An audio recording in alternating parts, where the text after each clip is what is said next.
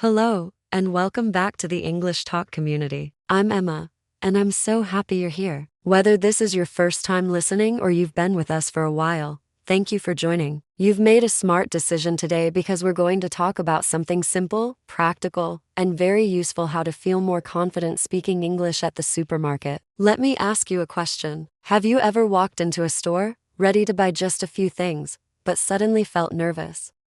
Because you didn't know what to say in English? Maybe you knew the words in your head, but in the moment, they just didn't come out. You needed to ask where the bread was, or if they accepted cards, or maybe you just wanted to say something polite to the cashier but your mind went blank. If that has ever happened to you, I want you to know that you are not alone. So many English learners, even those who understand the language quite well, find it difficult to speak in everyday places like supermarkets. And it's completely normal. These are small, fast interactions, and we often don't have time to think too much. But the good news is, you don't need to be perfect to communicate well. You just need a few simple phrases and a little bit of confidence. That's what we're going to talk about today. I'll guide you through useful expressions that you can use in real situations. We'll look at easy ways to greet someone, ask for help, talk to the cashier, and even make small talk if you want to be friendly. And don't worry, this is not about grammar rules or difficult vocabulary. This is about learning English that works in real life, especially in places where you already go every week. Let me ask you something else. Do you feel that you understand English when you listen,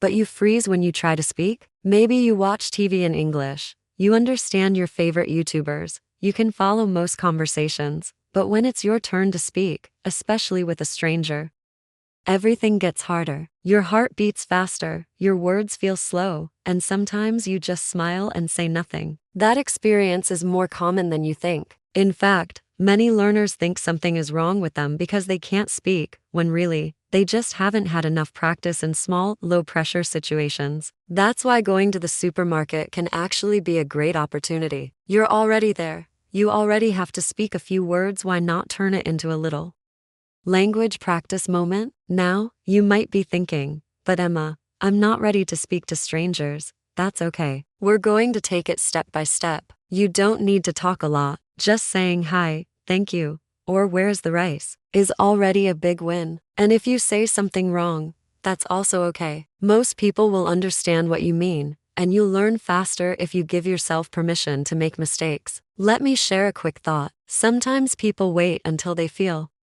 confident before they speak, but confidence doesn't come first. Speaking comes first. Confidence comes later. Like riding a bicycle. You don't feel confident the first time you try, but you get on, you move a little, you fall, you get back up, and after a few times, it starts to feel natural. Speaking English works the same way. So today, I invite you to let go of the idea of being perfect. Instead, focus on being clear. Focus on using short, simple phrases that help you get what you need. We're going to build that kind of English together, practical English for real life. And here's one more thing. I'm going to tell you some stories in this episode, stories of people like you from different places around the world who started using English in the supermarket and slowly became more confident. You'll see that every small sentence, every "can I have this?" or "where's the coffee?" makes a difference. I want you to imagine this. The next time you walk into your local store, you feel calm. You know what to say. You greet the cashier with a smile. You ask a question if you need to. And even if you make a small mistake, you keep going. Because now you have the tools, and you know that fluency doesn't mean speaking fast, it means connecting clearly. So take a deep breath. This episode is for you. It's for every learner who wants to turn an everyday activity like grocery shopping into a powerful learning opportunity. You don't need to be in a classroom. You don't need a long grammar book. All you need is your voice, a few helpful phrases, and the willingness to try. If this sounds good to you, keep listening. Let's discover how English at the supermarket can be not only easy but fun. And before we begin, think about this. What phrases do you already know for the supermarket? And what's one thing you wish you could say more confidently the next time you go shopping? Keep that in mind. Let's get started. Let's take a moment to think about where we usually practice English. Maybe in class,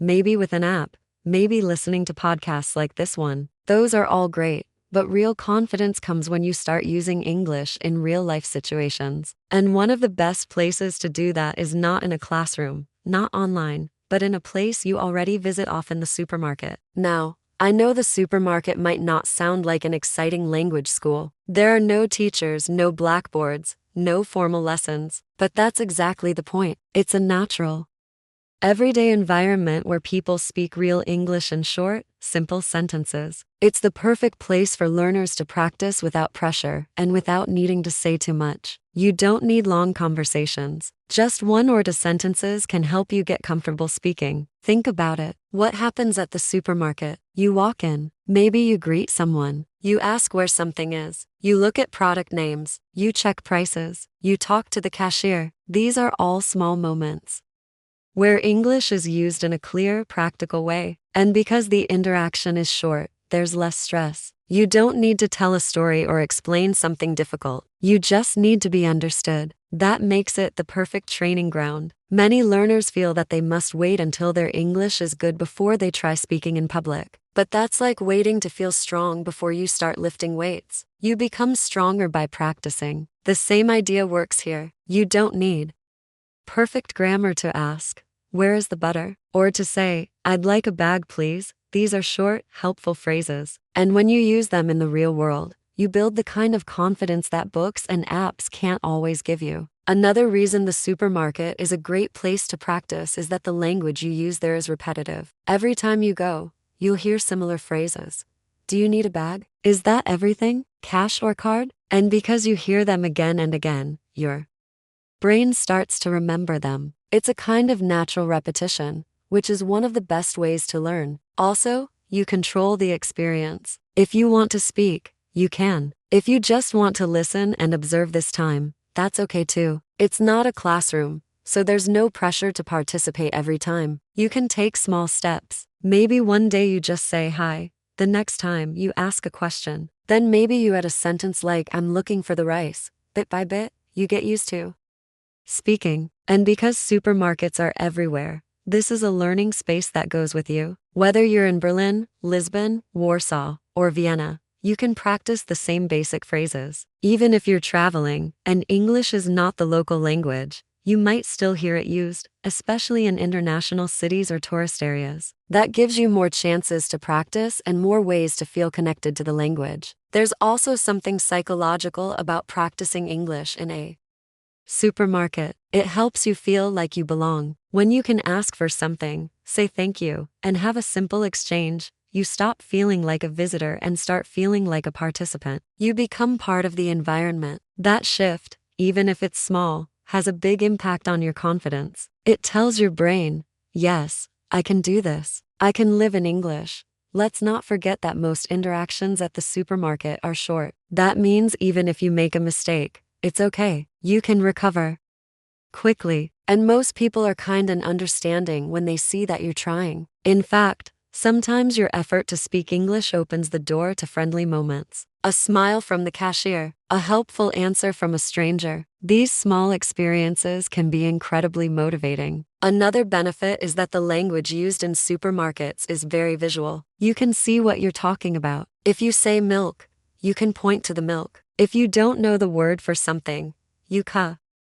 describe it or show it. This helps reduce the fear of forgetting a word. You can still communicate your idea, even if your vocabulary is limited. That's an important skill, learning how to keep going even when you don't have the exact word. Let me ask you this. Have you ever learned a word in a book and then forgotten it the next day? But when you learn a word while using it, when you say eggs while picking up a carton of eggs, you remember it much more easily. That's because your brain connects the word to a real experience. Learning in context, with real objects and real needs, is one of the most powerful ways to build vocabulary that lasts. The supermarket also gives you a chance to practice numbers, which is something many learners avoid. Prices, quantities, change, these all involve numbers. Saying them out loud, even just in your mind, helps build fluency. It becomes easier to say $6.99 or 3 bags please, and once you're comfortable with small numbers, you'll find that bigger ones start to feel easier too. There's also rhythm and flow to supermarket English. The pace is casual but clear. People speak directly. You'll hear real pronunciation, not just the slower voice of an app. You get to hear how people really speak. And when you listen closely, you can start to copy the rhythm. That helps with fluency, with confidence, and even with pronunciation. So instead of thinking of the supermarket as just a place to buy food, try seeing it as your personal practice space. Every shelf, every product, every small conversation is a chance to grow your English skills. And best of all, you don't need extra time or money to use it. You're already going there. You just need to go with a learning mindset. You don't have to do it all at once. One phrase at a time is enough. One question, one answer, one smile. That's how real English is built moment by moment, in real life, with real people. The supermarket is a simple place, but it's also powerful. It gives you everything you need to take your English from the classroom to the real world. Let me introduce you to someone. Her name is Sofia, and she's from Madrid, Spain. A few years ago, she made a big decision. She moved to Dublin, Ireland, for a new job opportunity. Sophia had always dreamed of living abroad, and when she finally got the chance, she packed her bags with excitement. She felt ready. She had studied English for years, passed her exams, and even took an intensive course before the move. But once she arrived, reality hit her in a very unexpected place, the supermarket. At first, Sophia was excited to experience daily life in Dublin. She loved the atmosphere of the city, the friendliness of the people, and the sound of English all around her. But when she walked into a local supermarket for the first time, she suddenly felt very small. She had a short list of things to buy: milk, bread, pasta, but when she stepped inside, she felt lost. Not because of the store layout, but because of her own nervousness. She remembers standing in front of the shelves, looking at different products, trying to understand the labels, and feeling afraid that someone might talk to her. It wasn't that she didn't know the words. She did. She knew how to say, "Where is the milk? And can I pay by card?" But when the moment came, she froze. Her heart beat faster, and she just couldn't open her mouth. One day, a cashier asked her something simple: "Would you like a bag?" And Sophia didn't understand right away. The woman repeated the question, and Sophia gave a nervous laugh and said, "Sorry, I don't speak English very well." That evening, she went home and cried. She felt embarrassed. She had imagined having long, intelligent conversations in English, not struggling with small questions about shopping bags. But Sophia didn't give up. In fact, that moment changed everything. She realized something important. Learning English in school and using English in real life were two very different things. She knew she had to start small, with real, everyday English. And she decided that the supermarket could be her classroom. So she made a plan. Every time she went shopping, she would try to say one sentence in English. Just one. That was her rule. The first time, she practiced the night before. She stood in her kitchen and said out loud, "Where is the rice?" Again and again. The next day, at the store, she took a deep breath and asked a worker for help. He smiled and pointed to the right aisle. Sophia said, "Thank you," and felt a small sense of victory. That was the start. Week by week, she added more phrases. "Do you have brown bread? Can I get a receipt, please? No bag, thank you." Some days, she made mistakes. Once she said chicken when she meant cheese. Another time, she couldn't understand the total price the cashier told her. But every time she spoke, she learned. And more importantly, she felt less afraid. She started to notice things too. She listened carefully to what other customers said. She repeated phrases in her head. She paid attention to how people answered questions. It became a kind of game. How much English could she catch, understand, and quietly repeat to herself? Even short exchanges like "Sorry, I'm just looking," or "That's okay, take your time," became little treasures for her. Sophia's favorite moment happened about 4 months after she arrived. She was in line at the checkout, and the cashier greeted her with, "Hi, how are you?" Without thinking, she smiled and replied, "Good, thanks, and you?" It felt natural. It felt like something she would say in Spanish. And for the first time, she didn't feel like a visitor. She felt like someone who belonged. Today, Sophia lives in Dublin and works in a small marketing company. Her English is much better now,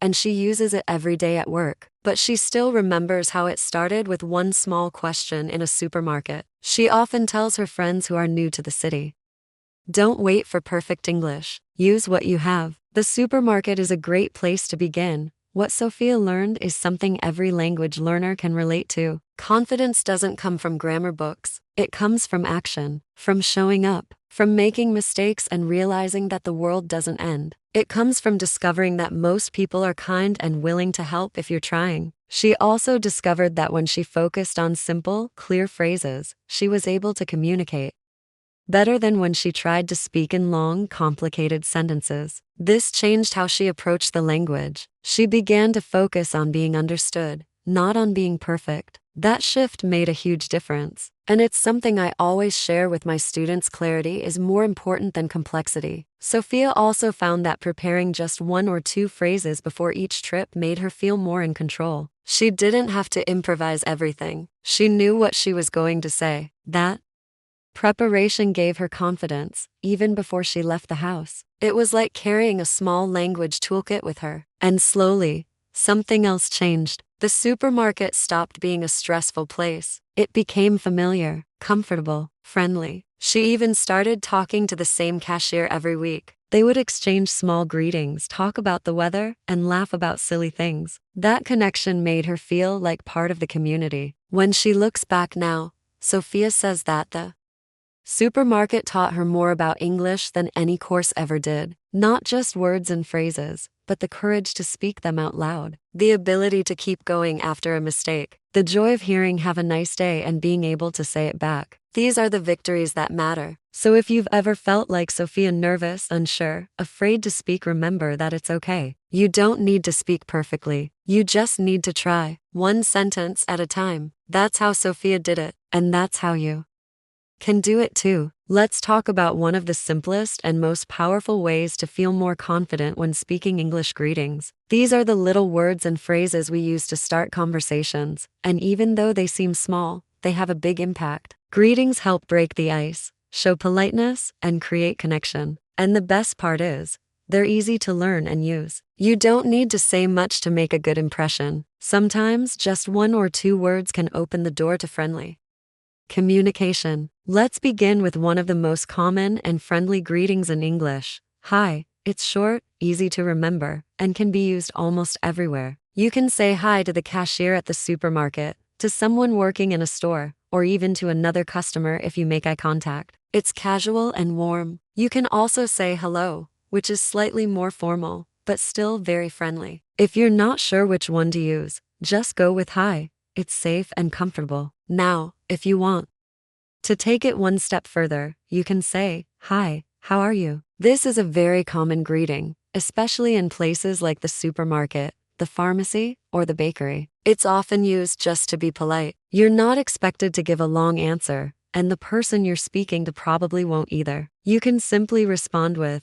"Good, thanks," or "I'm good, thank you." You can also ask back, "And you?" These small exchanges help you feel more involved, and they're great practice for building rhythm and flow in your speech. You might also hear "good morning" or "good afternoon" depending on the time of day. These are a bit more formal, but still very common, especially from employees in shops or stores. If you walk into a supermarket before noon, saying good morning to the cashier or to someone arranging products on the shelves is a nice way to show respect and friendliness. Afternoon, you can switch to good afternoon. If it's late in the day or getting dark, you might hear good evening, but that's more often used in restaurants or more formal places. For everyday shopping, hi or good morning will work perfectly. There's also a slightly more relaxed version of the greeting that's very popular in many English-speaking countries. Hey. It's friendly and casual, and often used between people who are familiar with each other. Some store employees might even say it to you. If someone says hey to you,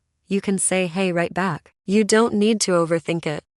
Let's go over a few more phrases that are useful and sound natural. Imagine you're at the checkout, and the cashier says, "Hi, how are you?" You can answer, "I'm good, thanks. How about you?" Or simply, "Fine, thanks." If you feel nervous, keep it short. Good thanks is enough. You don't need to add details or explain anything. Sometimes people say, "How's it going?" It means the same as "How are you?" but it's even more casual. You can reply with "good," "pretty good," or "not bad." These answers all work. You don't need to sound perfect. Just be polite and smile. A friendly tone is more important than using the exact right word. Here's another example. Let's say you need help finding something. Before asking your question, start with a greeting. You can say, "Excuse me, hi," or "Good morning." This prepares the person for your question and makes you sound polite. Then you can ask, "Where is the pasta?" Or "Can you help me find the eggs?" Beginning with a short greeting shows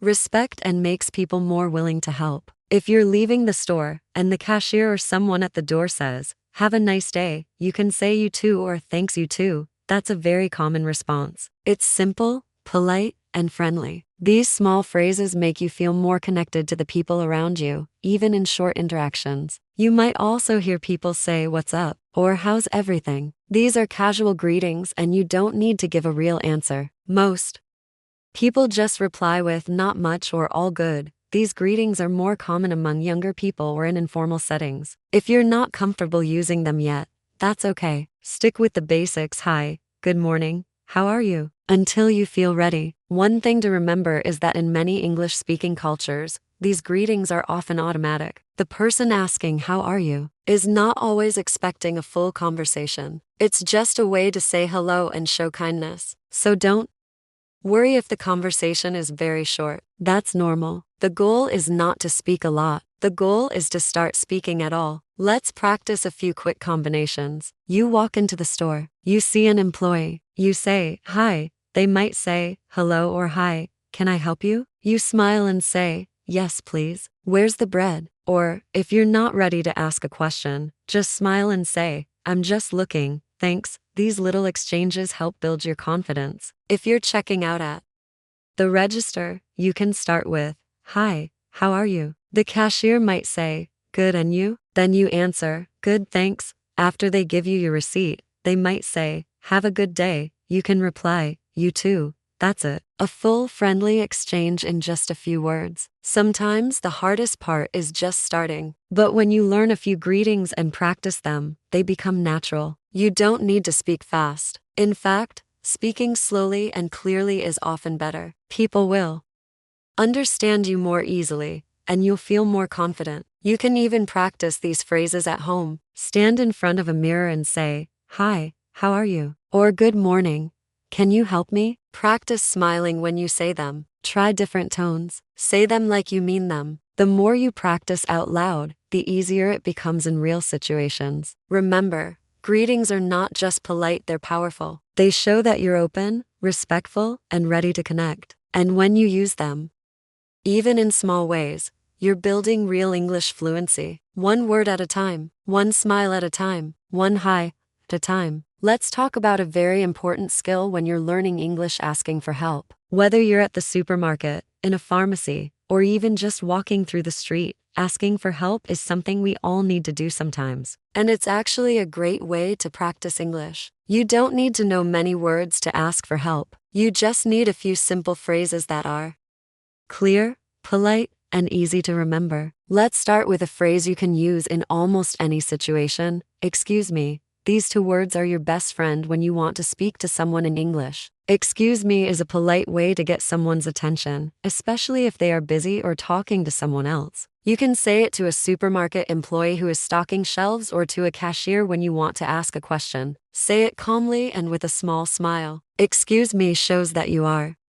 respectful and not interrupting in a rude way. Now, once you have someone's attention, you can ask your question. A great phrase to use is, "Where can I find the milk?" You can change the last word for anything you are looking for. Where can I find the rice? Where can I find the bread? Where can I find the toothpaste? It's a simple pattern, and once you get used to it, you can use it in many places. You don't need to worry about using complex grammar or perfect pronunciation. What matters is being understood and feeling confident enough to try. You can also say, "Can you help me, please?" This is another very polite and natural question. You can use it by itself or together with another question. For example, "Excuse me, can you help me, please?" And then, "I'm looking for the eggs." Or you can say, "I can't find the cereal. Can you help me?" These sentences are short and easy to remember. You don't need a long explanation. Just keep it simple. Some people feel nervous when they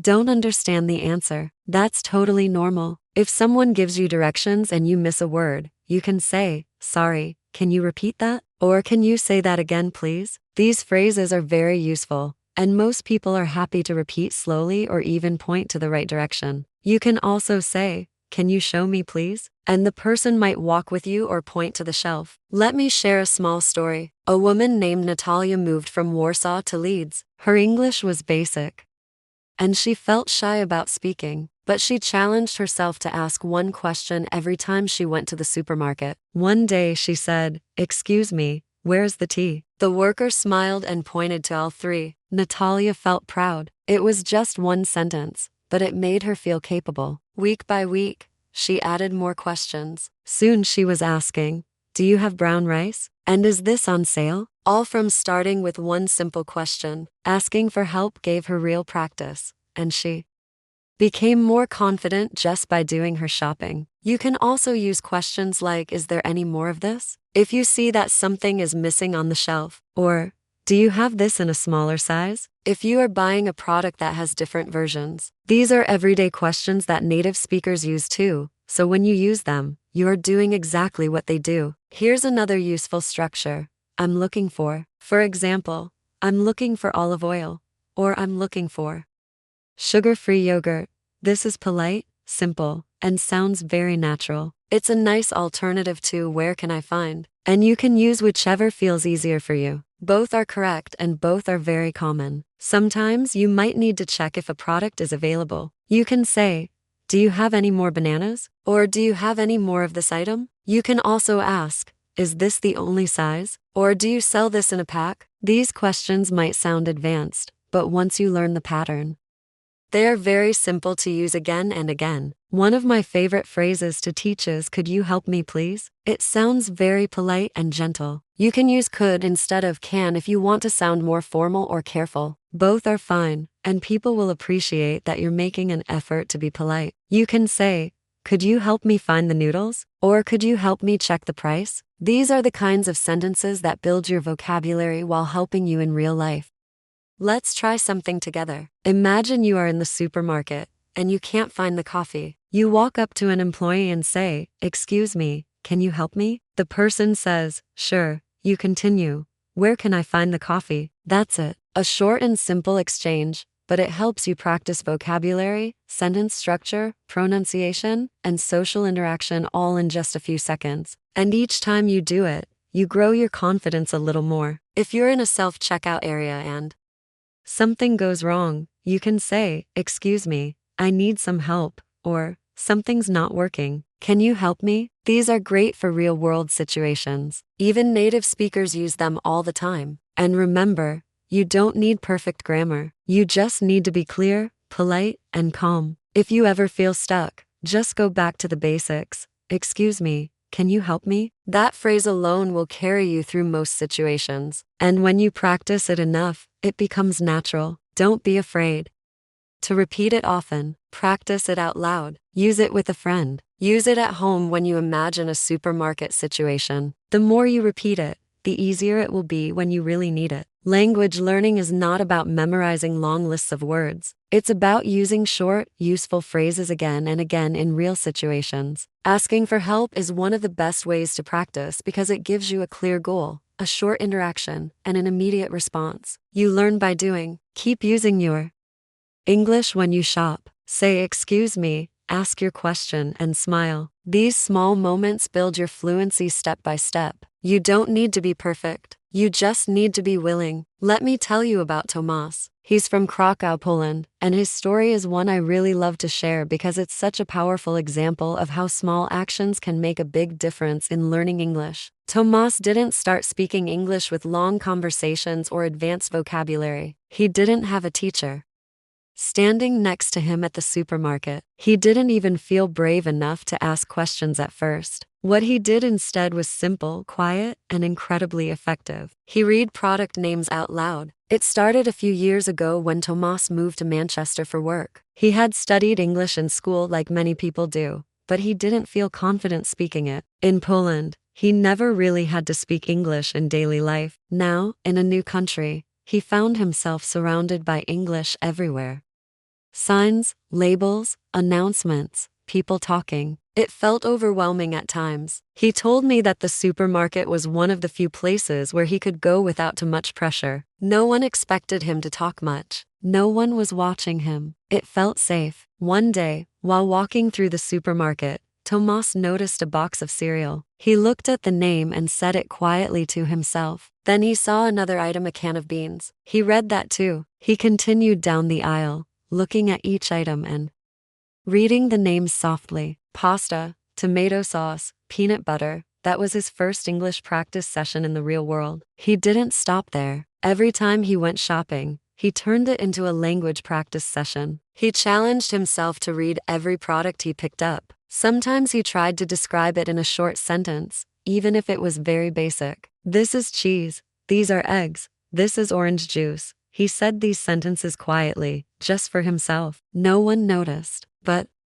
over time, he noticed something changing inside him. Reading product names helped Tomas connect spoken English with real objects. It wasn't like studying from a textbook. It was connected to everyday life. These were things he needed, things he used, things he liked. When he said, milk, it wasn't just a word. It was the milk he was about to buy for his morning coffee. This connection made the learning more meaningful and easier to remember. After a few weeks of doing this, Tomas began to feel more comfortable forming short sentences. He would look at the bread and say, I like this bread, or this bread is too expensive. At first, the grammar wasn't perfect. Sometimes he forgot a word or used the wrong tense, but that didn't matter. What mattered was that he was speaking. He was building a habit. Tomas told me that this practice changed everything for him. Because it was so low pressure, it helped him break the fear of speaking. No one was correcting him. No one was judging him.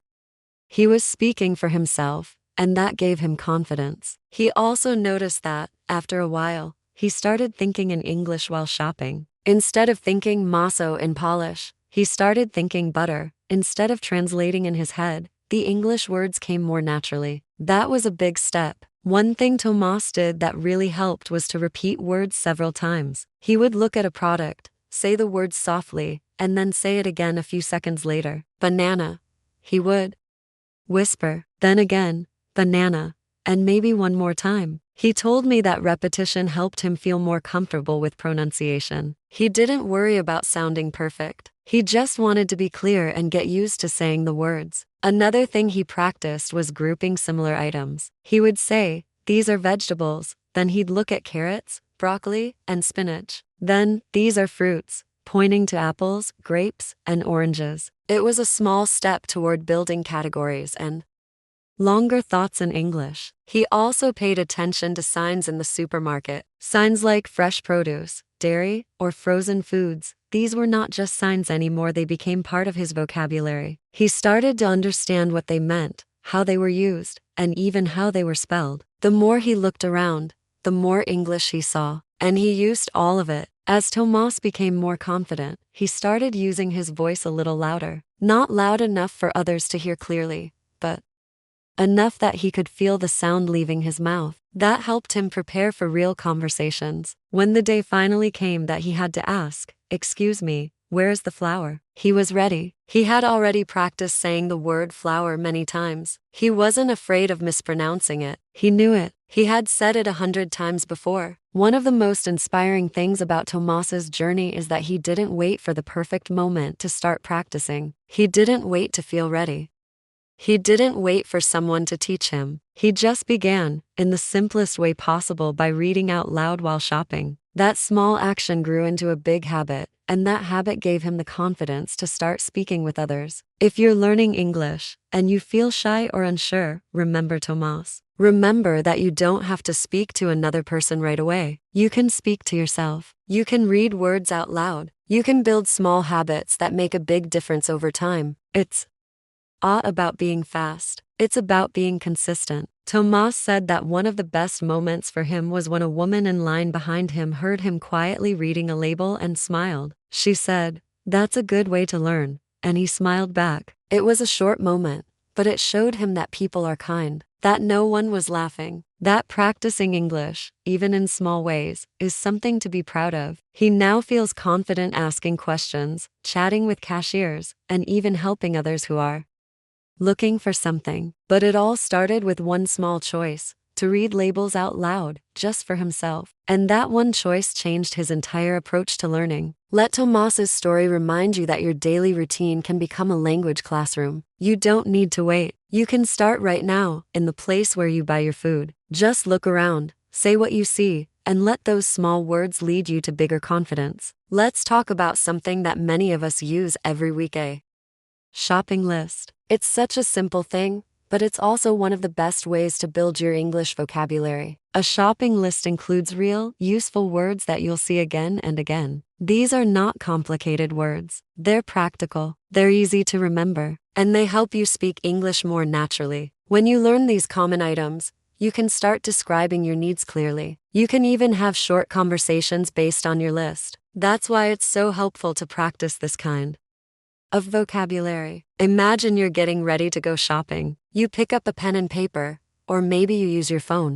You write your list: bread, eggs, cheese, milk. These are the basics, and they're a great place to start. Let's look at them one by one. Bread is something you see in almost every supermarket. It's easy to say and useful to know. You can say, "I'm looking for bread," or, if you want to be more specific, you can say, "I need white bread," or "I want whole wheat bread." You don't need long sentences. Keep it simple and clear. Next, we have eggs. This is another common word, and it's good to practice both the word and how to use it in a sentence. For example, you might say, "Do you have eggs?" or "Where are the eggs?" Notice that we often use the with common food items when we're shopping, because we're usually talking about specific ones in the store. You might also say, "I'm looking for a dozen eggs." That's another useful phrase, a dozen, which means 12. Now, let's talk about cheese. There are many types of cheese, but you don't have to know them all.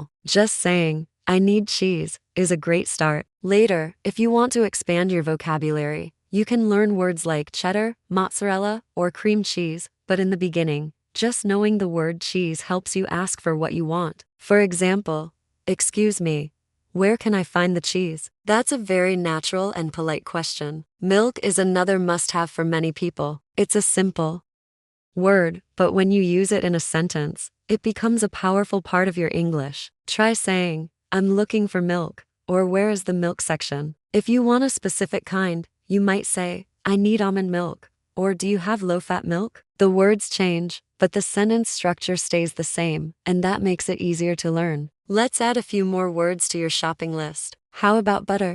You can say, "I'm looking for butter." It's short, clear, and very useful. Or maybe, "You need rice." You can say, "Do you sell rice?" or "Where can I find the rice?" You might also need pasta. Try saying, "I need pasta," or "I'm looking for spaghetti." Again, don't worry about using perfect grammar. The goal is to be understood, and these simple sentences do that perfectly. Let's look at some fruits and vegetables next. Common fruits like apples, bananas, and oranges are great to include in your list. You can say, "I want apples," or "I need bananas." You can also use numbers. To practice, "I'm buying 6 oranges." With vegetables, try words like carrots, tomatoes, or lettuce. You might say, "I'm looking for fresh tomatoes," or "Where can I find the lettuce?" These are real things you buy, and the more you say them out loud, the more natural they will feel. If you want to ask for something politely, try using this sentence: "Excuse me, I'm looking for," and then add the item. For example, "Excuse me, I'm looking for olive oil," or "Excuse me, I'm looking for tea." It's a friendly and polite way to ask, and native speakers use it all the time. You don't need a long explanation. Just that one sentence can help you get what you need. Another helpful phrase is, "Do you have?" You can use it like this: "Do you have yogurt?" or "Do you have peanut butter?" This question works well if you can't find something on the shelf. You can also say, "Can you help me find?" Like, "Can you help me find cereal?" These are everyday questions that help you practice English in a useful way. Now think about drinks. You might write juice, water, or soda on your list. Try using these words in sentences: "I need orange juice," or "Where's the water?" You can even say, "Do you sell sparkling water?" or "I'm looking for diet soda." You don't need fancy words, just useful ones. Some other things you might see on a shopping list include chicken, beef, or fish. Try saying, I need some chicken, or where is the meat section? You can also say, do you have fresh fish? Or I'm looking for ground beef. These words may feel new at first, but they're part of your daily experience. The more you use them, the more confident you'll become. Snacks are also great vocabulary. Words like chips, cookies, or chocolate are easy to remember and fun to use. Say, I'm buying chips, or I want some chocolate. You might also want to ask, where is the snack aisle? That's another useful word, aisle. It means the rows or sections of a supermarket. If you need something for cleaning, you can say, I'm looking for dish soap, or do you have laundry detergent? These are not food items, but they're still part of a shopping list. Every word you learn helps you become more confident when you speak. Try making a shopping list in English before your next trip to the supermarket. Say the items out loud. Make short sentences with them. Even if you're just practicing at home, it helps you get used to speaking English. You can even walk around your kitchen, look at the things you need, and name them out loud in English. You might say, we need eggs, or we're out of coffee. These are real phrases you'll use often. A fun idea is to take your phone and record yourself saying your shopping list. Just press record and say, I need bread, milk, cheese, and tomatoes. Then listen back. You'll hear how you sound and where you might want to practice more. It's a great way to check your pronunciation and build confidence. Remember, your shopping list is more than just a list. It's a vocabulary lesson. It's a speaking exercise. And it's a way to practice English in a real, everyday context. You don't need long, complicated sentences. Just simple, clear words like, I'm looking for apples, or do you have rice? These small steps help you become a more confident English speaker, one word at a time. Now let's talk about something that every shopper experiences, no matter where you are in the world paying at the cashier. This is a key moment in your supermarket visit, and it's also one of the best times to practice short, polite English phrases. Even if you're nervous about speaking, this part of the shopping trip is full of simple words and clear routines. The cashier usually says the same types of sentences, and you can respond with phrases that are easy to learn and remember. Let's walk through what often happens at the checkout, and I'll show you exactly what to say. So, picture yourself standing in line. You're next. Your shopping is in the cart or in a basket. The cashier smiles and starts scanning your items. In many countries, they'll start by greeting you. They might say, hi, how are you? Or simply, hello. You can respond with, hi, or I'm good, thanks. A smile goes a long way, and even these few words make the experience friendlier. You might be surprised how a small conversation at the checkout can boost your confidence. Next, you might hear the cashier ask, do you need a bag? Or would you like a bag? This is a great opportunity to use one of the simplest and most helpful phrases. Yes, I'd like a bag, please. Or if you don't need one, just say, no, thank you. Some places charge for bags, so the cashier might say, plastic or paper. In that case, just answer, plastic please, or paper please. The key is to keep your answer polite and clear. Now let's talk about payment. When the cashier finishes scanning everything, they'll tell you the total price. They might say, that's $23.50, or your total is $23.50. At this point, you might want to ask, do you take credit cards? Or can I pay with cash? These are very common and natural phrases. You can also say, I'll pay with card, or cash please. If you're not sure what they accept, it's okay to ask. Many people do, especially in a new country or if it's your first time at a specific store. If you're paying by card, the cashier may point to the machine or say, please insert your card, or tap your card here. If you're not sure what to do, a simple can you help me is perfectly fine. It shows that you're learning, and most people are happy to assist. After you pay, the cashier might ask, would you like your receipt? Or do you need a receipt? You can say, yes please, or no, thank you. Again, these short answers are enough, and they help you practice polite responses in English. Sometimes the cashier may ask, do you have a loyalty card? Or are you collecting points today? If you don't, just say, no, I don't. Or you can say, not today thanks. If you do have one, you can hand it over and say, yes, here you go. These interactions are quick, but they give you a chance to use real English in real life. Let's go through a simple example. Imagine you're in London. You've just finished shopping. You walk up to the cashier. They say, "Hi, how are you?" You reply, "I'm good, thanks. How are you?" They smile and begin scanning your items. Then they ask, "Would you like a bag?" You answer, "Yes, please." When they finish, they say, "That's £12.70. You ask, "Do you take card?" They say, "Yes, tap here." You pay and they ask, "Would you like your receipt?" You say, "No, thank you." And then they say, "Have a nice day." And you respond, "You too." This whole conversation is less than a minute long, but look how many useful English phrases you've used. That's real practice. Let's look at some more phrases you might hear and want to use. If you want to double check the price, you can ask, "How much is this?" Or, "Can you check the price, please?" These are good to know if something didn't have a label or if you're unsure about a discount. You might also say, "Is this on sale?" Or, "Is there a discount on this?" These are very natural shopping questions and can help you feel more in control. Sometimes, you might notice that an item didn't scan correctly, or you got the wrong product by accident. If that happens, don't panic. You can say, "I think this is the wrong item," or "I didn't mean to buy this," or even simpler, "Sorry, I don't want this." The cashier will usually remove it from the total. If you want to check something before paying, you can say, "Can I check the price?" Or, "Can I take this back?" These phrases are short but very useful. And if you're buying something that requires an ID, like medicine or a special product, the cashier might ask, "Can I see your ID?" Or, "Do you have identification?" If you do, you can say, "Yes, here it is." If not, you can say, "I don't have it with me." Again, the goal is not to be perfect. The goal is to communicate clearly and feel confident in everyday situations. A good way to prepare for talking to the cashier is to imagine the whole process in your head before you go shopping. Practice saying the key phrases out loud. "I'd like a bag, please. Do you take credit cards? Where do I pay? Can I use this coupon?" Even 5 minutes of practice can make a big difference. You can also write down a short script and read it to yourself, or practice with a friend. The more you repeat these sentences,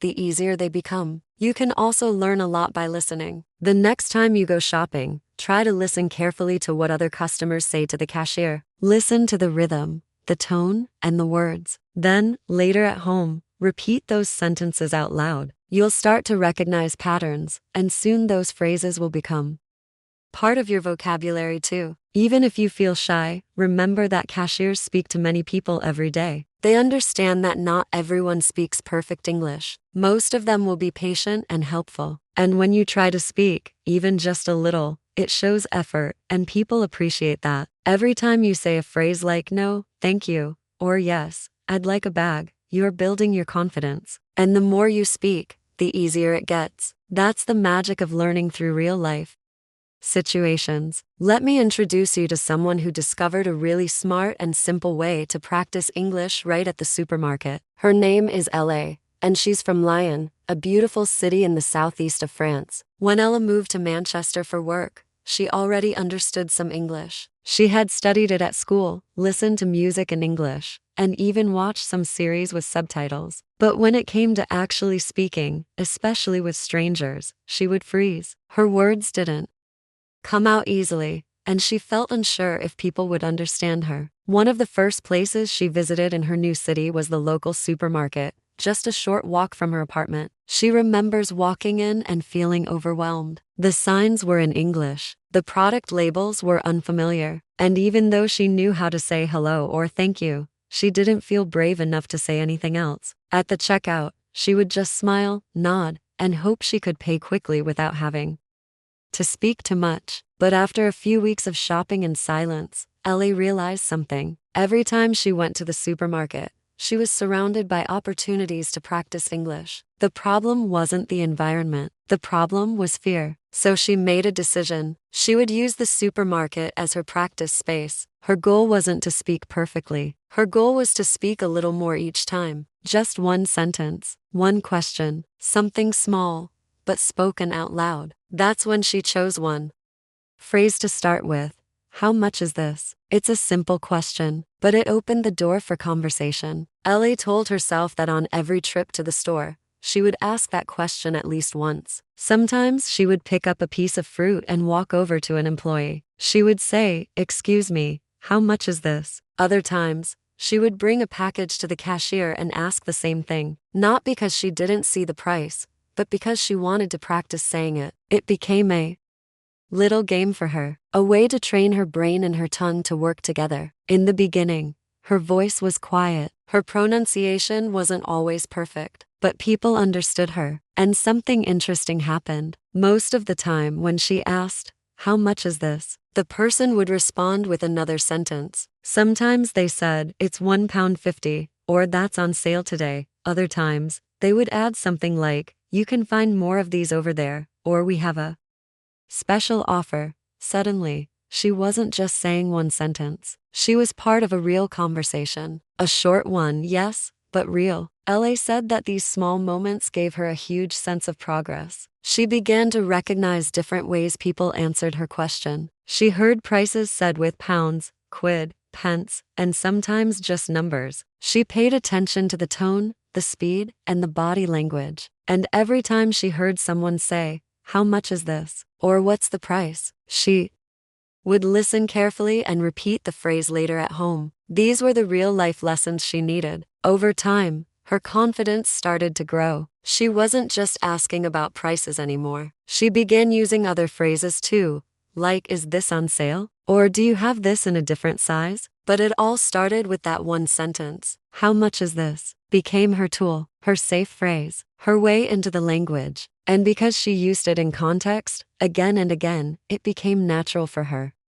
One day, about 3 months after she started this practice, something happened that made her realize how far she had come. She was in the store looking for a type of cheese she liked, but couldn't find it. So instead of walking away or just giving up, she found an employee and asked, "Excuse me, do you know where the goat cheese is?" The person showed her the right section and even offered a suggestion, and LA thanked them and walked away smiling. That's when she thought, "I just had a whole little conversation, and I wasn't nervous at all." She later told me that her mindset had completely changed. Instead of seeing the supermarket as a challenge or a stressful situation, she saw it as her language gym. Just like someone goes to the gym to lift weights or run on a treadmill, she went to the store to lift her language muscles. Every question she asked was like a small workout. And just like exercise, the more she did it, the stronger she became. Ellie's story is a perfect example of how repetition, curiosity, and a simple plan can help you learn to speak with confidence. She didn't wait to be perfect. She didn't hide behind her fears. She picked one phrase, and she used it again and again until it became automatic. Then, she added more, and more. And today, LA can go shopping, ask for help, talk to staff, and even chat a little with people in line. All because she started with 5 simple words. If you're listening right now and thinking,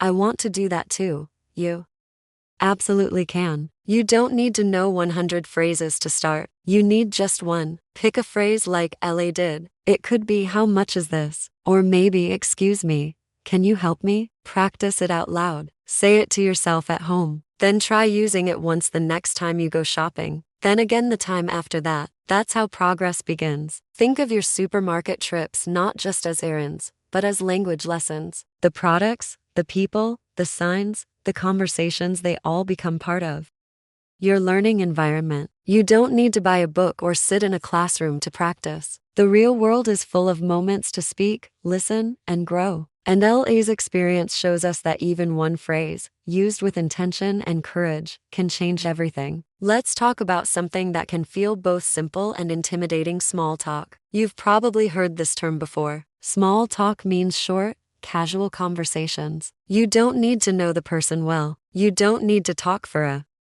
long time. It's just a little way to connect with someone, usually in public places like the supermarket, at the bus stop, or in an elevator. And even though these conversations are small, they can make a big difference in how confident you feel using English. Now, I know many learners say, "Emma, I understand English, but when someone talks to me in the store or at the checkout, I don't know what to say." That's very common. You might not feel ready to have a full conversation, but you don't need to. You just need a few simple phrases. Think of small talk as a friendly smile and words. It's a way to show you're present, polite, and maybe even open to a tiny bit of connection. Let me give you an example. Imagine you're standing in a long line at the supermarket. The person in front of you turns around, gives a little laugh, and says, "It's busy today." You don't need to say anything complex. You can just smile and say, "Yes, very busy," or "I didn't expect it to be this crowded."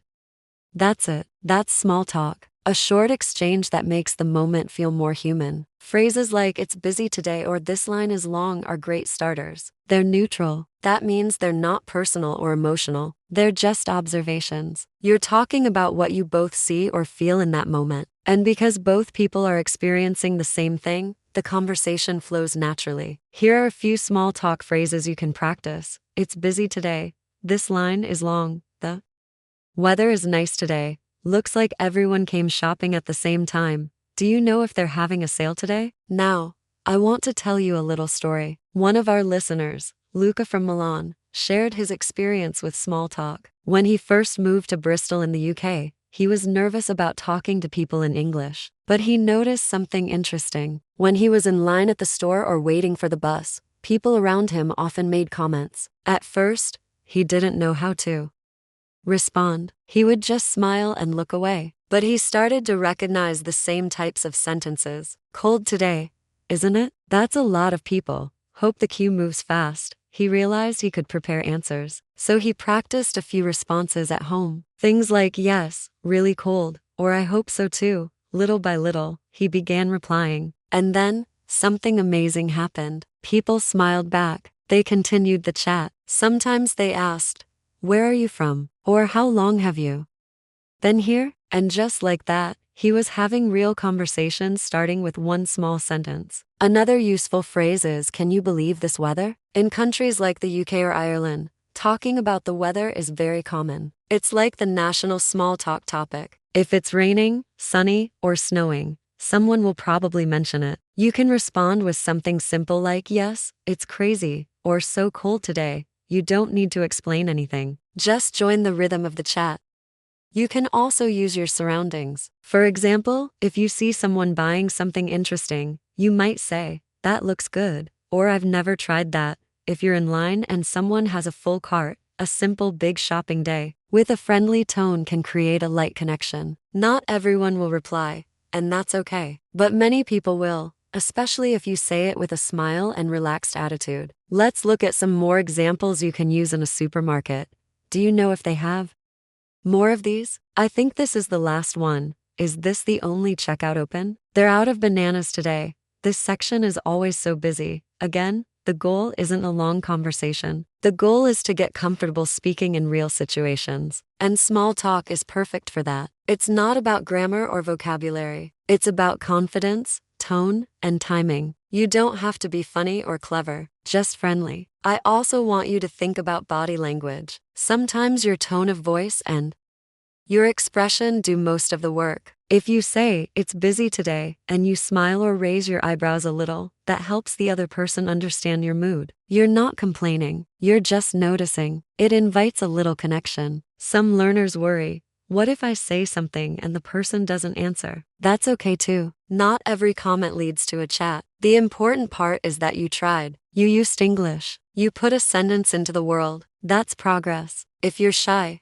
you can start by just listening to small talk around you. Pay attention to the short phrases people use. Then, practice saying them at home. Say them out loud. Repeat them while you do the dishes, walk to the store, or even while shopping. Then, one day, when the moment feels right, try saying one of those phrases to someone near you. A little sentence. That's all it takes. Making small talk might feel like a tiny step, but it's a powerful one. It trains your brain to be ready for natural conversation. It builds your courage. And it shows you that English isn't just a subject, it's a tool you can use in everyday life. So next time you're standing in line, maybe you'll say, "This line is long," and see what happens next. We all make mistakes. It's part of being human. And when we're learning something new like a language, it's normal to feel a little nervous or frustrated when those mistakes happen. But here's the truth. Mistakes are not just okay, they're actually important. They are one of the best ways to learn. In fact, Sometimes making mistakes is the best way to understand a language, understand yourself, and build confidence. I want to share a moment with you that helped me realize this. A few years ago, I was living in Paris for a short period of time. At the time, my French was, let's just say, not great. I could get by. I knew the basics, how to order coffee, how to ask for directions, simple things like that. But there was one moment, one simple mistake, that really made me stop and think about language learning in a new way. I had been in Paris for about a month, and I was getting more comfortable. I was taking French classes, and I would speak with my neighbors, try out new phrases at the local bakery, and talk to the cashier when I went shopping. I felt pretty good about it. Then one day, I was in a cafe, just sitting down for a coffee, and I needed to ask the waiter for some water. I looked up at him and said, "Excusez-moi, je voudrais de l'eau." Now, I thought I was doing fine. I had learned that phrase in my class. Je voudrais de l'eau means I would like some water. I was confident, or at least I thought I was. But the waiter looked at me with a confused expression and asked, "Pardon?" And in that moment, I felt my face go red. I must have said something wrong, I thought. I repeated myself, but this time a little slower, a little more carefully. Je voudrais de l'eau. The waiter still didn't understand. Now I was starting to panic. Oh no, I've made a huge mistake, I thought. I didn't know what was wrong with the sentence. I had said the words right, in the right order, so why wasn't he understanding me? But then, the waiter smiled. He gently corrected me.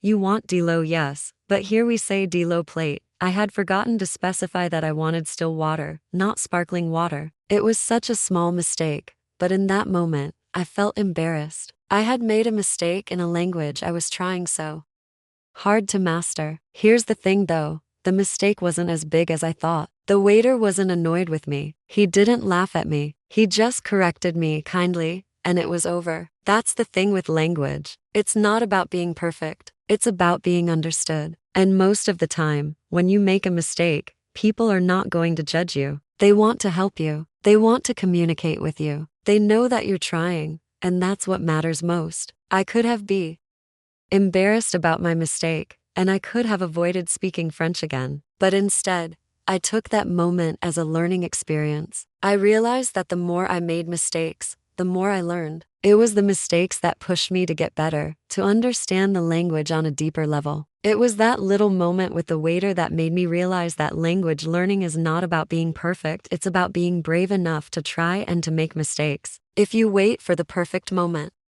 to speak, or for the perfect sentence, you may never speak at all. And that's not the point. The point is to practice, to communicate, and to get better, even if you make mistakes along the way. This is so important for you to hear, especially if you're learning English right now. I want you to understand that you're going to make mistakes, and that's okay. You're not alone. You're in good company. Even the most fluent speakers make mistakes. I've seen it happen with native English speakers. We all do it. And here's a secret.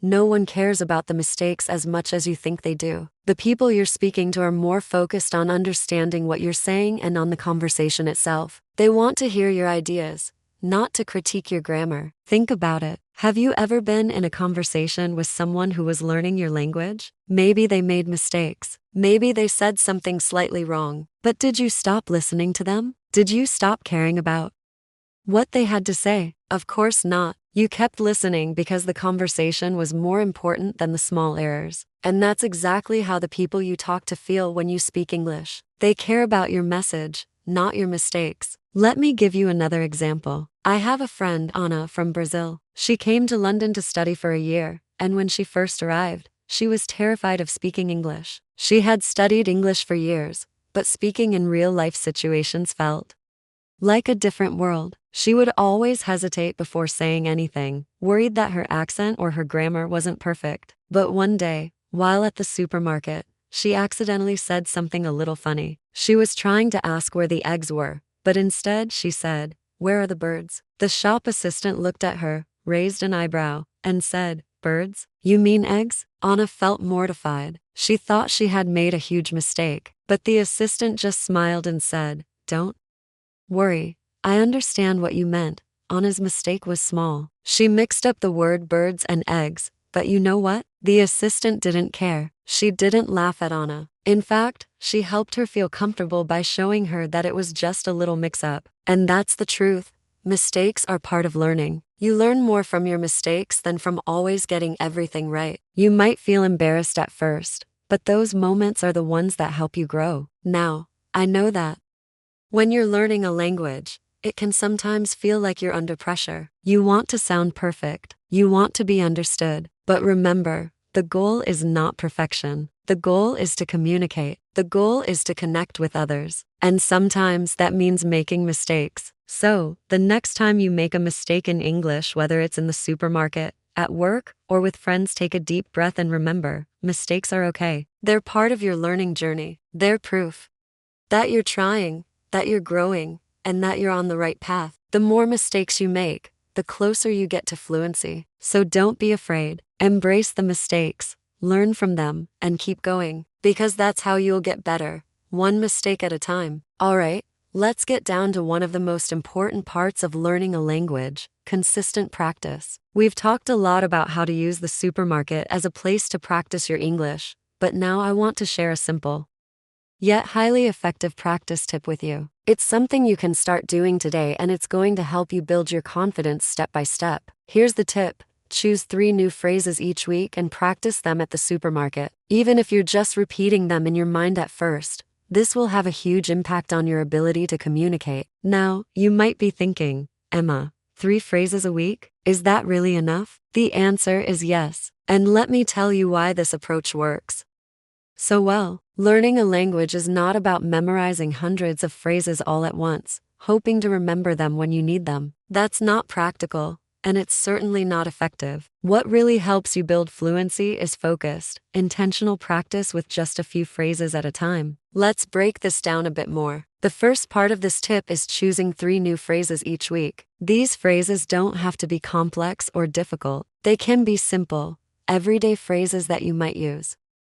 in the supermarket, like "where can I find the milk?" or "how much does this cost?" The key is that these are phrases that are useful and relevant to you. The goal is to use them as much as possible in real-life situations, so pick phrases that you will realistically say when you're out and about. But don't just pick random phrases. Think about the situations you're likely to encounter in the supermarket. For example, if you're planning to buy some fruit, you might want to learn how to say, "How much is this?" Or "Is this organic?" If you're not sure what to get, try phrases like, "Do you recommend this one?" Or "Can you help me choose?" These are questions you will need in that specific context, and once you've learned them, you can use them confidently. Now, you might be wondering, how do I practice these phrases? Well, here's the beauty of this tip. It's not about saying these phrases perfectly the first time you try. It's about practicing them in small, manageable steps so that they become second nature. And guess what? You don't have to speak out loud to practice. At first, you can practice mentally. Yes, you can repeat the phrases to yourself in your mind as you walk around the supermarket. Imagine yourself standing in front of the milk aisle, thinking, "Where can I find the milk?" Picture yourself at the checkout, ready to ask the cashier, "Do you take credit cards?" It might feel a little odd at first, but don't worry, this is actually a great way to rehearse without feeling the pressure of speaking out loud right away. This is where the power of mental rehearsal comes in. By mentally repeating the phrases, you're training your brain to remember them and connect them to the situations in which you use them. Over time, you'll start to feel more comfortable saying these phrases out loud too, because you've already practiced them in your mind. And if you're ready to take it a step further, try saying the phrases out loud when you're in the supermarket. You don't have to say them to anyone at first. If you're feeling nervous, just practice them to yourself. You could even practice saying them quietly to yourself as you shop. For example, when you're in the aisle with bread, you could say,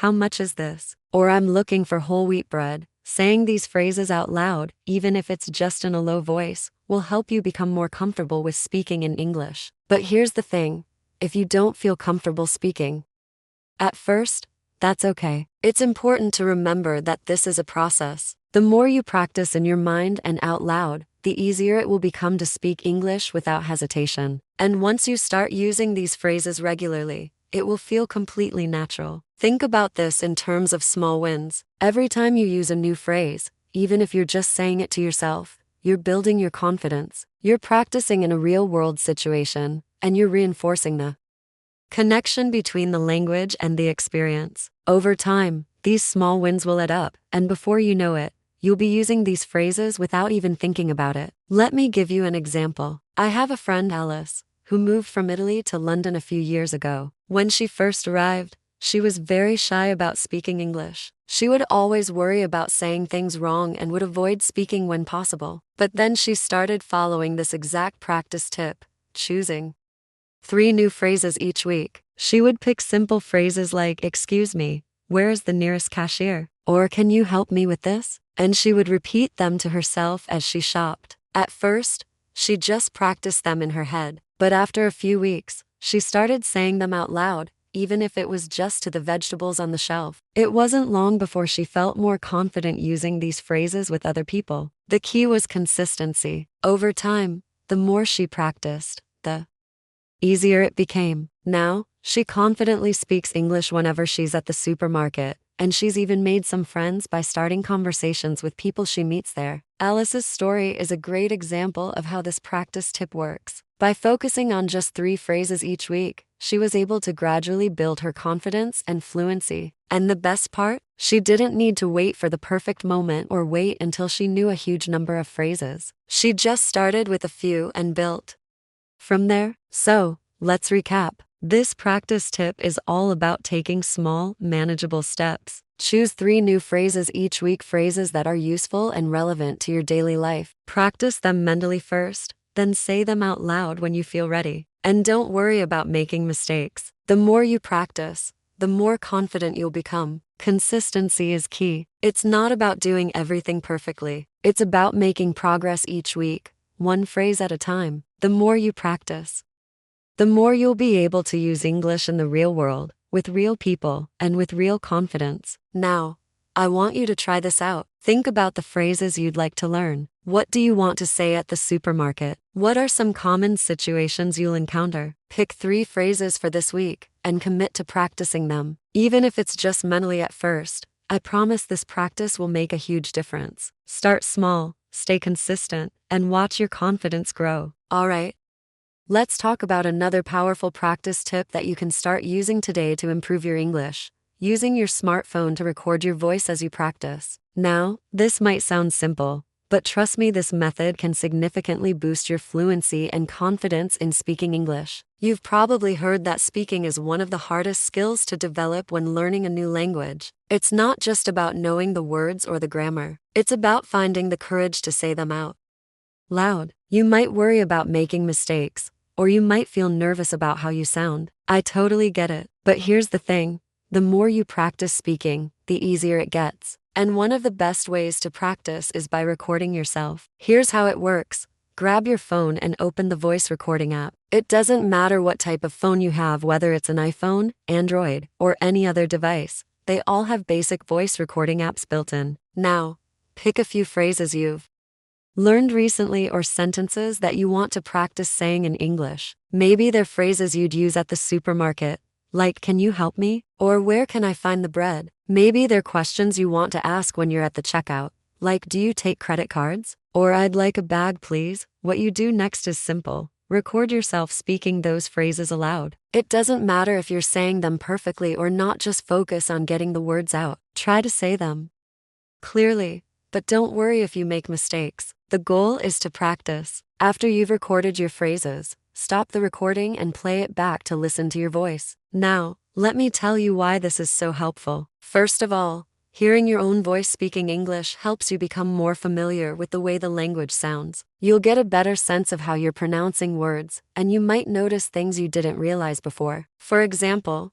maybe you're pronouncing a word slightly differently than you thought, or you might hear that you're speaking too fast or too slowly. Listening to yourself gives you the chance to make adjustments and improve your pronunciation. Secondly, recording yourself can help you build confidence. I know it can be scary to speak a new language, especially when you're worried about making mistakes. But by recording yourself and listening back, you can realize that your mistakes are not as big of a deal as they seem. You'll start to hear that your mistakes are just part of the learning process, and that's okay. The more you listen to yourself, the more comfortable you'll become with your own voice and with speaking English in general. Here's a personal example. When I first started learning Spanish, I used to record myself practicing the phrases I was learning. At first, I didn't like the sound of my voice at all. I felt embarrassed and self-conscious. But as I kept recording, I started to notice small improvements. My pronunciation got better, my sentences flowed more naturally, and most importantly, I began to feel more comfortable with my ability to speak. The best part? I wasn't just hearing what I said, I was hearing my progress. Each recording was a reminder of how far I'd come. But it's not just about pronunciation. Recording yourself also helps with your fluency. Fluency isn't just about knowing words, it's about speaking smoothly and naturally. By recording your voice,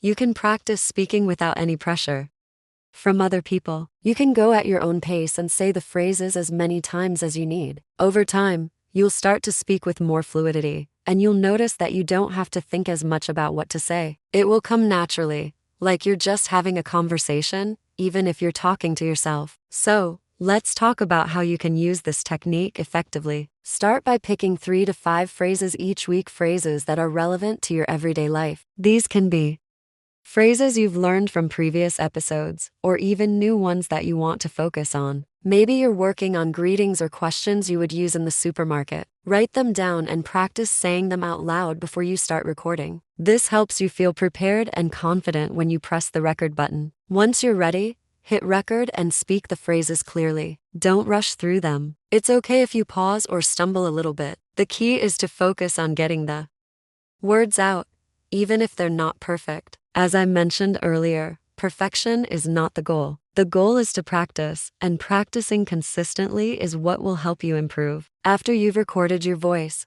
play it back and listen to yourself. This is where the magic happens. You'll be able to hear if you're pronouncing words correctly, if your sentences sound natural, or if you need to slow down or speed up your speech. You can also notice if you're leaving out words or making mistakes you hadn't realized before. This is your chance to correct them. Here's a tip.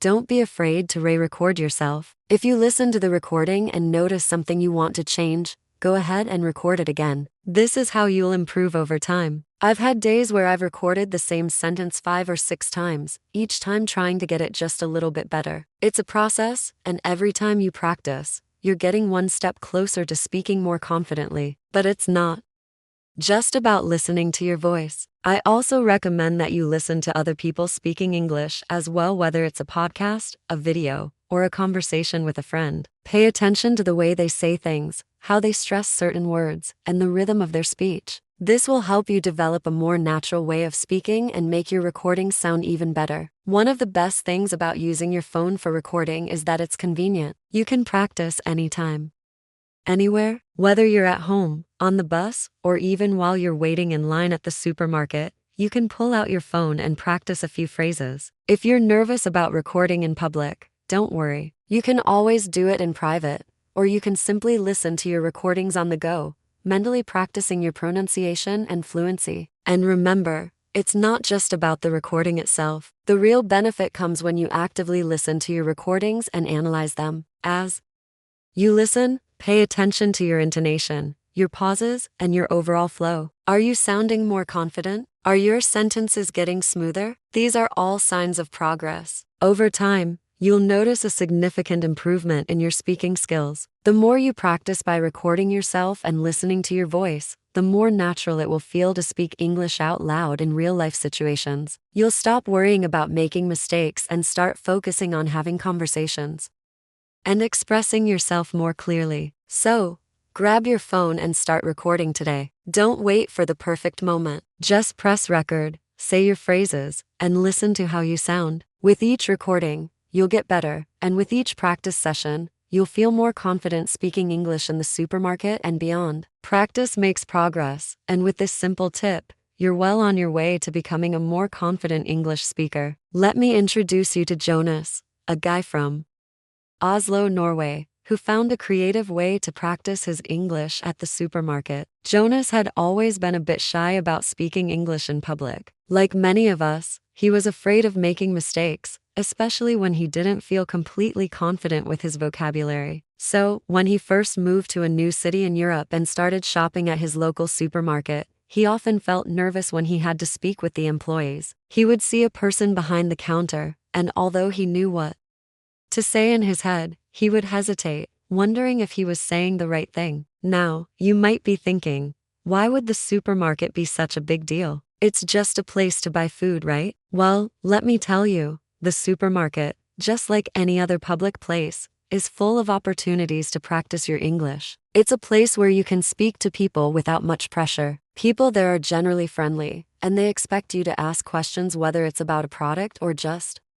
basic things like where to find an item. And that's exactly what Jonas discovered. The first time he asked a question in English, it wasn't about a complicated topic. It was something simple. He went up to a cashier and asked, "Excuse me, where can I find the bread?" Now, in Jonas' mind, this was a small step, but in reality, it was a huge leap forward for him in his language journey. At first, he was nervous. His heart was racing, and he wasn't sure if the cashier would understand him, or worse, if they would laugh or think he was making mistakes. But when the cashier responded in English, with a warm smile, and simply pointed to the aisle where the bread was located, Jonas realized that not only had he asked the question correctly, but he had also been understood. This small interaction gave him a little confidence boost. He thought, okay, that wasn't so bad. I can do this. The next time he went to the supermarket, Jonas decided to push himself even more. Instead of just asking where something was, he thought he'd try asking for a recommendation. So, he went to the same cashier and said, "What's the most popular cheese here?" This time, the cashier smiled and said, "Our cheddar is very popular." Again, Jonas was thrilled because he not only practiced speaking but also engaged in a real conversation. He learned something new, and he also got a chance to practice his listening skills when the cashier responded. By this point, Jonas was starting to see a pattern. Every time he spoke to someone in English, whether it was to ask about bread, cheese, or something else, he felt just a little bit more confident. He realized that the more he practiced in these everyday situations, the easier it became to speak in other settings. It wasn't just about asking for bread or cheese anymore. As time went on, Jonas started using English more in other situations too. He would practice asking questions at the bus stop, at cafes, or even when he met new people at work.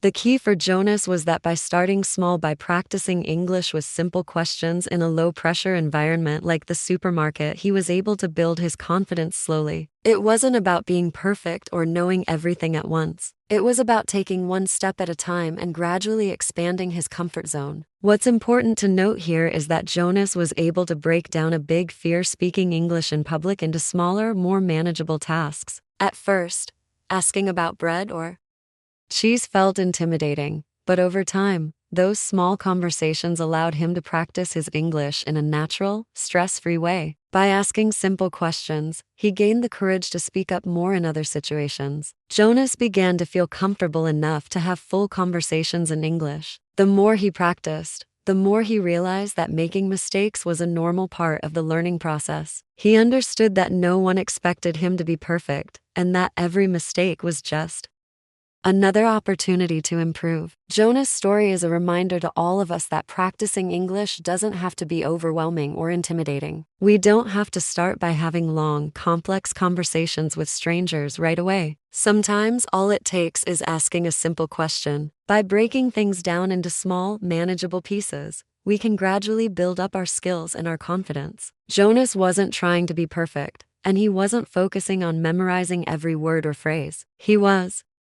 just focusing on using English in everyday situations, even if it was just asking where the bread was. Over time, that consistency paid off. So, what can we learn from Jonas? First, don't be afraid to ask even the simplest questions when you're at the supermarket or in any other place where you interact with English speakers. Whether you're asking where to find something, what's on sale, or even something as simple as "How are you today?" It's all practice. It might feel small, but these little conversations are building your confidence and helping you get more comfortable speaking English in real-life situations. Second, remember that it's okay to make mistakes. Jonas didn't start out feeling completely confident with his English. He didn't know everything, but he kept going anyway, and that's what matters. If you keep practicing, keep speaking, and keep learning, you'll get better. Every time you speak, even if you're just asking where the bread is, you're improving. And that's the beauty of learning a language. It's not about being perfect. It's about making progress and pushing yourself to try something new. In the end, Jonas' simple act of asking questions in the supermarket became a game changer for him. It gave him the confidence to speak more, to make mistakes, and to try new things in English. And that's something we can all take inspiration from. So, the next time you're at the supermarket, try asking a simple question. You'll be surprised at how much progress you can make with just a little practice. Alright, let's take a moment to review what we've learned today. If you've been following along, you've already got some great tools to help you practice English the next time you head to the supermarket. It's all about starting small and using simple phrases that will help you feel more confident when speaking in English. Now, let's break it down. When you walk into the supermarket, you might feel a bit nervous, especially if you're not used to speaking English in public. But remember, the goal isn't perfection. It's about practicing and getting comfortable with the language. You don't need to worry about speaking perfectly. What matters is using the phrases that help you get your point across. So, let's start with some easy phrases you can use today. One of the simplest and most common things you'll do when you're at the supermarket is greet the people around you. This is a great way to start speaking in English. You can say something as simple as "Hi, how are you?" or "Good morning." These are friendly and natural greetings that will get the conversation going without any pressure. You don't need to say anything complicated, just a simple greeting will do. You can use it with the cashier, the person behind you in line, or even a store employee you see in the aisles. Just a quick hi is a great way to get started. Another phrase you can use when you're in the supermarket is asking for help. Maybe you're not sure where to find something, or you need a bit of assistance. You can ask, "Excuse me, where can I find the milk?" Or "Can you help me, please?" These are polite ways to ask for assistance, and you'll find that most people are more than happy to help. The key here is to practice using these simple sentences to get comfortable with speaking English. Now, let's talk about how you can use English to talk to the cashier at the checkout. This might feel a bit intimidating at first, but trust me, it's easier than you think. For example, when you're ready to pay, you can say, "I'd like a bag, please," or "Do you take credit cards?" These are simple and practical phrases you can use when you're paying for your groceries. You don't need to worry about making small talk if you don't feel like it, but just these two phrases will help you interact with the cashier confidently. When you're checking out, you can also ask questions about the price of items. If you're not sure about the cost of something, you can simply ask, "How much is this?" This is another simple, easy-to-use phrase that will help you in any supermarket. It's a perfect way to practice your English and get familiar with how to ask about prices. This phrase is so useful and is something you can use in any store, whether it's your local supermarket or a department store. But it's not just about asking for help or talking to the cashier. You can also practice your English by making small talk with the people around you. For example, if you're standing in line and it's a bit busy, you could say, "It's busy today," or "This line is long." These simple comments help you practice speaking, and they're also a good way to connect with others. You don't have to have a full conversation, just a few words are enough to get you used to speaking in English. Now, I want to challenge you a little bit. Think about what you can do today, right now, to practice your English at the supermarket. Maybe you'll try asking someone where the bread is, or perhaps you'll use the phrase, "Can you help me, please?" The next time you need assistance. Whatever it is, try to choose one phrase from today's episode and use it the next time you go to the supermarket. Don't worry about making mistakes, that's how you learn. What's important is that you're practicing and using the language in a real-world situation. To make it even easier for you, you could write down 3 phrases that you learned today and keep them with you. It could be on a small piece of paper or even in your phone. Then, when you go to the supermarket, you'll have your phrases ready. It's a great way to stay focused and make sure you use English every time you're there. And don't forget, practice is key. The more you use these phrases, the more comfortable you'll become speaking in English. Remember, speaking English doesn't have to be perfect. It's about using the language and getting comfortable with it. The more you practice in everyday situations, the more confident you'll feel. One of the easiest ways to get started is by choosing just one sentence you can use today. You don't need to use all the phrases we talked about today in one go. Instead, pick one phrase, and focus on using it the next time you're at the supermarket. That's it. Simple, right? You might feel a little nervous at first, but I promise that the more you practice, the easier it will get. The first step is always the hardest, but once you start using English in your everyday life, it becomes part of your routine. And before you know it, you'll be using English without even thinking about it. So, let's recap. Today, we've learned simple phrases for greeting people, asking for help, talking to the cashier, and even making small talk. These are all phrases that you can start using today. Yes, today. When you go to the supermarket, try to practice at least one of them. Pick a phrase, repeat it to yourself, and use it when the opportunity comes up. Remember, learning English is a journey, and it's all about taking small steps every day. So go ahead and use these phrases on your next trip to the supermarket. And who knows, maybe the next time you're there, you'll feel so comfortable speaking that you'll even try out some new phrases. Keep practicing and keep using English in your everyday life. You're doing great. Thank you so much for joining me today. I hope you found this episode helpful and that you're feeling a bit more confident when it comes to practicing your English at the supermarket. We've covered a lot of ground today, and I want to take a moment to reflect on the key points we've discussed and remind you of the simple but effective ways you can start using English in real-life situations. First, remember that the supermarket is one of the best places to practice English because it's a space where you can use everyday phrases. Whether you're greeting someone, asking for help, or making small talk, these are all situations where you can practice speaking English. The best part? There's no pressure. Everyone at the store is focused on their own shopping, so it's the perfect environment for you to practice and build confidence. And as you get more comfortable with simple phrases, you'll begin to realize how easy it is to use them without even thinking about it. The more you practice, the more natural it will feel. Another key takeaway is that mistakes are completely okay. As we've talked about, perfection is not the goal. The goal is to be clear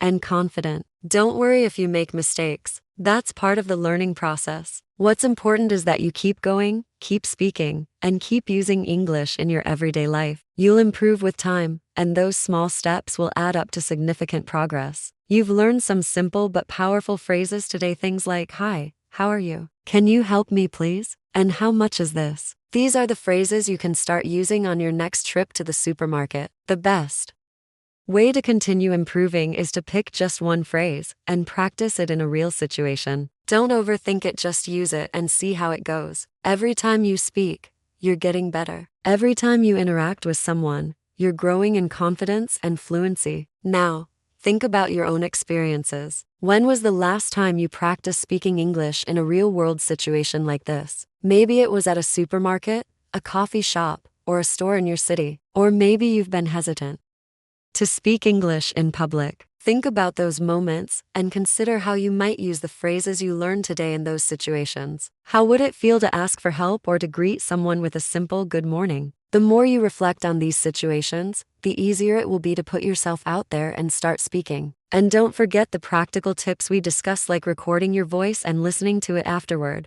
or writing down a few new phrases to try. These small actions can have a big impact on your learning. Practice makes progress, and there's no better way to get better at English than by using it in everyday situations. It's about taking small, manageable steps every day. So, as you finish listening to this episode, I'd like you to think about how you can apply what you've learned. Are there any phrases that stood out to you? Is there a particular moment when you could practice speaking English today? Maybe you can write down 3 new phrases to take with you next time you go to the supermarket, or perhaps you'll make a point of greeting someone in English during your next shopping trip. Whatever it is, make sure to put it into practice. Before we wrap up, I want to remind you that learning a new language, like English, is a journey. It takes time, patience, and a lot of practice. But remember, every step you take brings you closer to your goal. The more you practice, the more confident you'll feel, and before you know it, speaking English public will become second nature. If you enjoyed this episode and found it helpful, I'd love for you to follow this podcast so you can continue learning with us. There's so much more we have to share, and each episode is designed to help you improve your English in practical, everyday situations. If you haven't already, make sure to subscribe so you won't miss out on future episodes. We've got a lot more tips and stories coming your way. Thank you again for being here and for taking the time to Invest in your English learning journey. I know that every time you practice, you're getting closer to your goal, and I'm so proud of the effort you're putting in. Keep practicing, keep speaking, and keep using English every day. The supermarket is just one place to start, but there are so many more opportunities for you to use your English in the world around you. And remember, the more you use it, the more confident you'll become. You've got this. If you're ready to keep learning, make sure to join me for the next episode. There's always something new to learn, and I'm excited to continue this journey with you. Until then, take care, practice what you've learned, and I'll see you next time. Happy learning!